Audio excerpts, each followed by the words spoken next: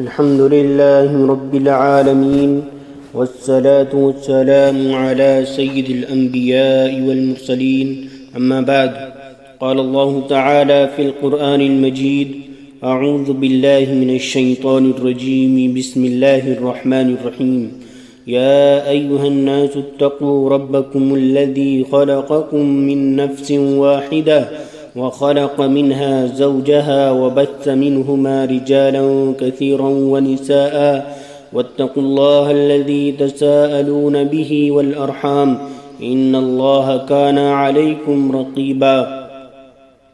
ناظرین گرامی، نکاح ایک سماجی ضرورت ہے جو تمام مذاہب میں رائج ہے۔ اسلام میں نکاح کا جو تصور دیا گیا ہے وہ غیر معمولی اہمیت کا حامل ہے۔ دوسرے مذاہب میں اس کی نظیر نہیں ملتی۔ جنسی جذبہ انسان کی فطرت میں داخل ہے۔ اس کی تکمیل کے لیے انسانوں نے عجیب و غریب طریقے اختیار کیے ہیں۔ کچھ مذاہب کے ماننے والے سمجھتے ہیں کہ یہ بہت قبیح عمل ہے۔ ان کا ماننا ہے کہ انسان اس وقت تک ترقی نہیں کر سکتا جب تک وہ اپنے اس جذبے کو نہ دبائے اور نہ کچلے۔ ہم جانتے ہیں کہ عیسائی راہبوں اور ہندو جوگیوں میں یہ تصور پایا جاتا ہے۔ ان لوگوں میں اپنے جنسی جذبے کو دبانے کی کوشش کی جاتی ہے اور اس کی ترغیب بھی دی جاتی ہے۔ دوسری طرف کچھ لوگوں نے اس کو پورا کرنے کی کھلی چھوٹ دے دی ہے۔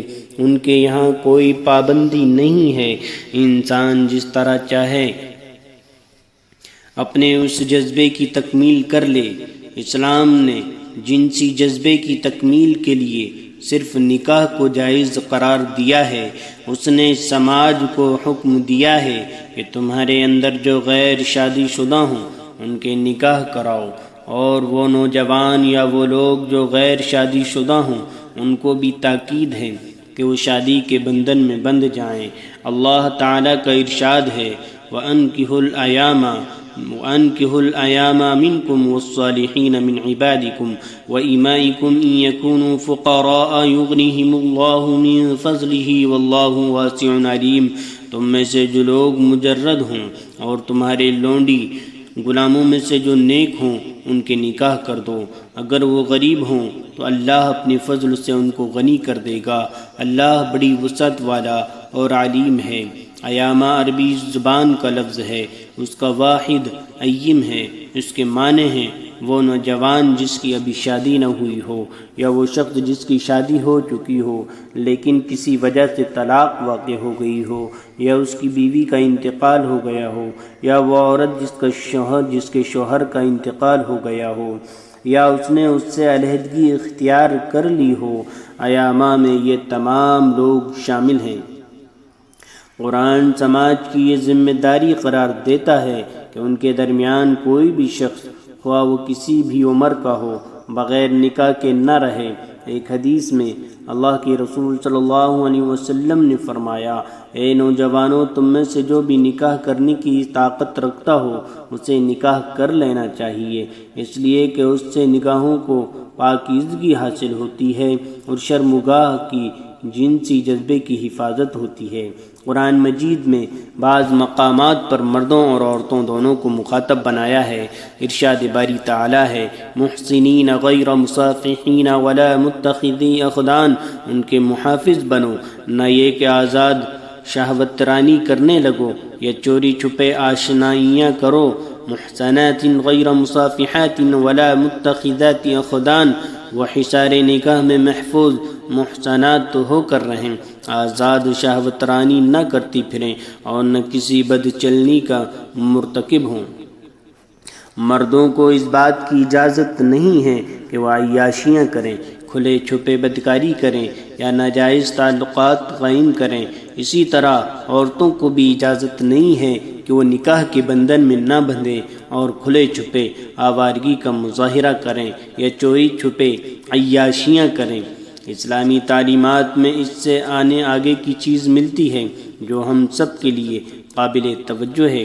اسلام نے نکاح کو آسان سے آسان تر بنایا ہے اور زنا کو مشکل سے مشکل تر کیا ہے۔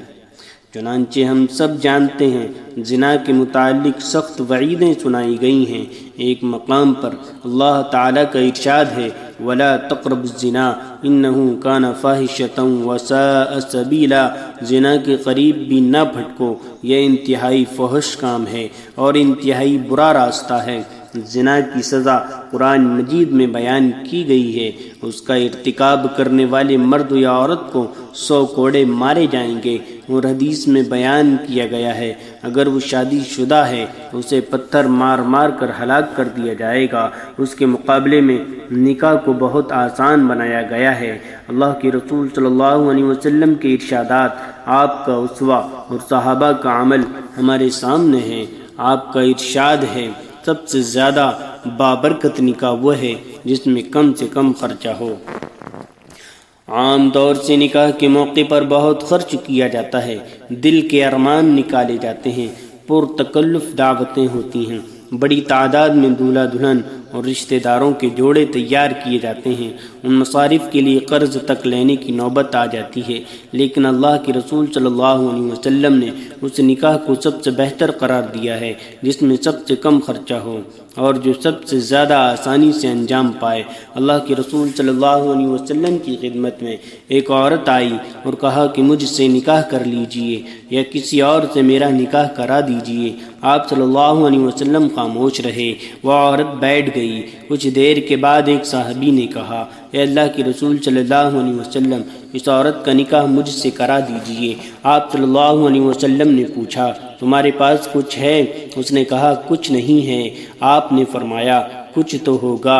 اس نے عرض کیا کچھ نہیں ہے۔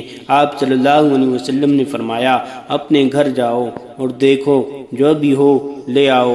اللہ کے رسول صلی اللہ علیہ وسلم کی تاکید کے بعد وہ صحابی چلے گئے۔ کچھ دیر کے بعد واپس آئے اور کہا میرے پاس کچھ نہیں ہے۔ آپ صلی اللہ علیہ وسلم نے فرمایا تمہارے پاس لوہے کی انگوٹھی تو ہوگی۔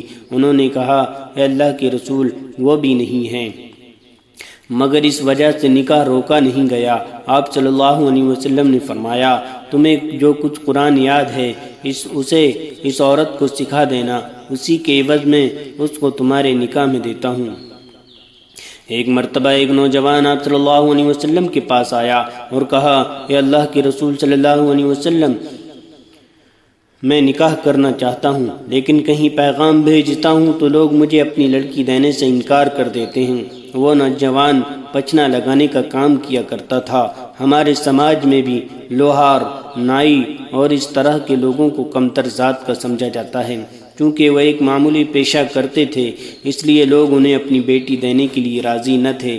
اللہ کے رسول صلی اللہ علیہ وسلم نے اس سے دریافت فرمایا تمہارا تعلق کس قبیلے سے ہے؟ اس نے جواب دیا۔ آپ صلی اللہ علیہ وسلم نے قبیلے والوں کو پیغام بھیجا کہ اس نوجوان کا کہیں نکاح کروا دیں۔ اس سے آگے کی بات یہ ہے کہ آج کل ہمارے سماج میں دو شیزائیں بیٹھی رہتی ہیں، ان کے رشتے نہیں مل پاتے۔ اللہ کے رسول صلی اللہ علیہ وسلم اور صحابہ کے زمانے میں مطلقہ یا بیوہ عورت گھر میں بیٹھی رہے اس کا کوئی تصور نہیں تھا۔ ایک عورت کی کسی وجہ سے طلاق ہو گئی ہو یا وہ بیوہ ہو گئی ہو تو اس کی دوسری شادی ہو جاتی تھی، تیسری شادی ہو جاتی تھی، چوتھی شادی ہو جاتی تھی۔ عمر کے کم یا زیادہ ہونے سے کوئی فرق نہیں پڑتا تھا۔ کم عمر لڑکیوں کی شادی بڑی عمر کے مردوں سے ہو جاتی تھی اور زیادہ عمر کی عورتوں کی شادی نو عمر لڑکوں سے ہو جاتی تھی۔ اس معاملے میں کوئی روک ٹوک اور دشواری نہیں تھی۔ ایک خاتون تھیں حضرت عاتقہ بنت زید رضی اللہ عنہ، حضرت ابو بکر رضی اللہ عنہ کے بیٹے عبداللہ رضی اللہ عنہ سے ان کا نکاح ہوا۔ غزوہ طائف میں وہ شہید ہو گئے۔ حضرت زید بن خطاب رضی اللہ عنہ نے ان سے نکاح کر لیا، وہ شہید ہو گئے۔ حضرت عمر فاروق رضی اللہ عنہ نے ان سے نکاح کیا، وہ شہید ہو گئے۔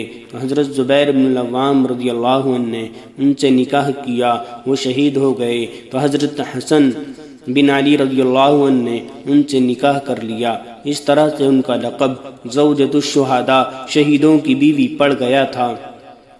حضرت اسماء بنت عمیس رضی اللہ عنہ حضرت جعفر بن ابی طالب رضی اللہ عنہ کی بیوی تھیں۔ وہ جنگ موطا میں شہید ہوئے۔ حضرت ابو بکر رضی اللہ عنہ نے ان سے نکاح کر لیا۔ حضرت ابو بکر رضی اللہ عنہ کی وفات ہوئی۔ حضرت علی رضی اللہ عنہ نے ان سے نکاح کیا۔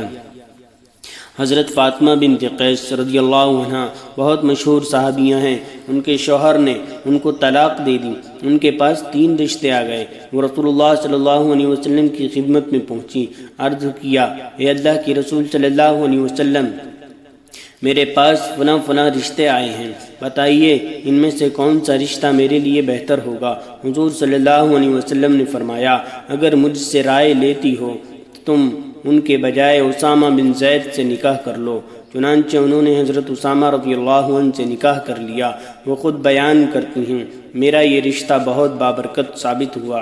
حضرت فاطمہ رضی اللہ عنہ کی عمر زیادہ تھی، ان کے مقابلے میں حضرت اسامہ رضی اللہ عنہ کی عمر کم تھی۔ دونوں کی عمروں میں کافی تفاوت تھا، لیکن انہوں نے خوشگوار ازدواجی زندگی گزاری۔ اسلام میں عورت کو آزادی دی گئی ہے کہ وہ جس کو چاہے پسند کرے، اسے کھل کر اپنی خواہش کے اظہار کی آزادی ہے۔ ایک لڑکی اللہ کے رسول صلی اللہ علیہ وسلم کی خدمت میں آتی ہے اور کہتی ہے، اے اللہ کے رسول صلی اللہ علیہ وسلم، میرے باپ نے میرا رشتہ اپنے بھتیجے کے ساتھ طے کر دیا ہے، مجھے یہ رشتہ پسند نہیں ہے۔ حضور صلی اللہ علیہ وسلم نے فرمایا، اگر تم نہیں چاہتی تو تمہارا یہ رشتہ نہیں ہو سکتا۔ وہ لڑکی فوراً بول اٹھی، مجھے یہ رشتہ منظور ہے، میں تو صرف یہ دکھانا چاہتی تھی۔ اسلام میں خواتین کو اپنی رائے کے اظہار کرنے کی کہاں تک آزادی ہے؟ آپ نے میرا حق تسلیم کر لیا، اب میں یہ رشتہ قبول کرتی ہوں۔ اسلام میں جہیز کا کوئی تصور نہیں ہے۔ آپ کو یہ سن کر حیرت ہوگی کہ عربی زبان میں جہیز کے لیے کوئی لفظ ہے نہیں۔ عہد نبوی میں جتنی شادیاں ہوئیں، کسی میں بھی جہیز کا کوئی تذکرہ نہیں آتا۔ میں نہیں سمجھتا کہ کسی شادی میں کسی باپ نے اپنی بیٹی کو کچھ نہیں دیا ہوگا، ضرور دیا ہوگا، لیکن وہ جہیز کی شکل میں نہیں تھا۔ سامان اکٹھے نہیں کیے گئے ہوں گے، ان کی نمائش نہیں کی گئی ہوگی، شادی سے پہلے لڑکے والوں کی طرف سے لسٹ نہیں دی گئی ہوگی، فلاں چیز چاہیے، فلاں کمپنی کی ہونی چاہیے۔ آج معاشرے میں جس بڑی مقدار میں، جس دکھاوے کے ساتھ جہیز کا لین دین ہوتا ہے، اس کی دین میں کوئی شرعی حیثیت نہیں ہے۔ اس کی دین میں کوئی شرعی حیثیت نہیں ہے۔ اللہ کے رسول صلی اللہ علیہ وسلم کی ہر بیوی کا مہر 500 درہم تھا۔ یہی مہر حضرت فاطمہ رضی اللہ عنہ کا بھی تھا، حالانکہ حضرت علی رضی اللہ عنہ شروع ہی سے آپ کے پروردہ تھے۔ آپ صلی اللہ علیہ وسلم کے ساتھ رہتے تھے۔ جب نکاح کا موقع آیا، آپ نے ان سے پوچھا، تمہارے پاس کیا ہے؟ انہوں نے جواب دیا، میری ذاتی ملکیت میں کچھ نہیں ہے، میں تو شروع ہی سے آپ کے ساتھ رہا ہوں، میرے پاس اپنا کچھ نہیں ہے۔ حضور صلی اللہ علیہ وسلم نے فرمایا، تمہارے پاس جو زرہ ہے اسے بیچ آؤ۔ انہوں نے زرہ بیچی، اس سے جو پیسے وصول ہوئے اس سے آپ صلی اللہ علیہ وسلم نے گھر گرہستی کا سامان خریدوایا اور اسی سے مہر ادا کروایا۔ آج کل باراتیوں کی لمبی لسٹ بنتی ہے، لڑکے کے چچا اور چچیاں، خالو اور خالائیں، پھوپھا اور پھوپھیاں، پڑوسی، دوست و احباب، غرض ایک لمبی فہرست تیار ہوتی ہے۔ اس موقع پر کسی کو نظر انداز کیا جاتا ہے یا بھول کر اس کا نام چھوٹ جاتا ہے تو وہ ناراض ہو جاتا ہے۔ پھر لڑکے والے لڑکی والوں سے کہتے ہیں کہ ہمیں کچھ نہیں چاہیے، ہم تو صرف یہ چاہتے ہیں ہمارے ساتھ جو باراتی آپ کے یہاں پہنچیں ان کی خوب اچھی طرح خاطرداری ہو۔ غور کریں یہ کتنی بڑی زیادتی ہے۔ لڑکے والے اپنے مہمانوں کو زبردستی لڑکی والوں کا مہمان بنا دیتے ہیں۔